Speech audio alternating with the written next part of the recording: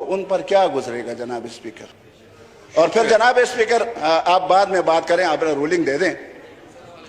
जो कल प्रोग्राम वज़ीर आज़म पाकिस्तान, देखें वज़ीर आज़म पाकिस्तान आप भी वज़ीर आज़म रह चुके हैं, शहबाज शरीफ वहाँ मौजूद थे, आप भी तशरीफ फरमा थे और हमारे दीगर वज़रा भी थे, असद महमूद साहब भी वहाँ थे, ये उलमा भी वहाँ मौजूद थे।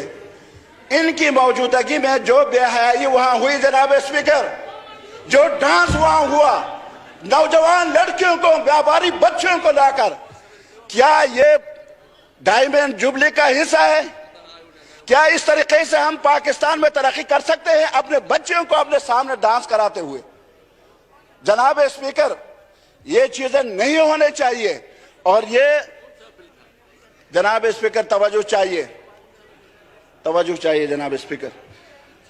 जनाब स्पीकर, प्रोग्रामात का मुखालिफ नहीं है, लेकिन वहाँ आप साबिक वज़ीर आज़म हैं, इस वक्त स्पीकर हैं, आप मोहतरम शहबाज शरीफ साहब वज़ीर आज़म पाकिस्तान मौजूद थे, वज़रा हैं, दीगर अफराद वहाँ मौजूद, ख़वातीन भी मौजूद थी।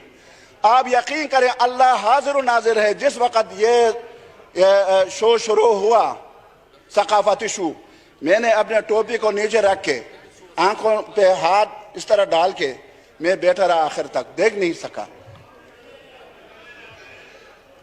जनाब स्पीकर, ये चीजें जो है आप कौम को क्या, आप अपने बच्चों को क्या तालीम दे रहे हैं? पूरे पाकिस्तान नहीं पूरी दुनिया से उस प्रोग्राम को देख रहे हैं, क्योंकि मरकजी प्रोग्राम था, मरकजी हुकूमत की तरफ से प्रोग्राम था और लाइव चल रहा था।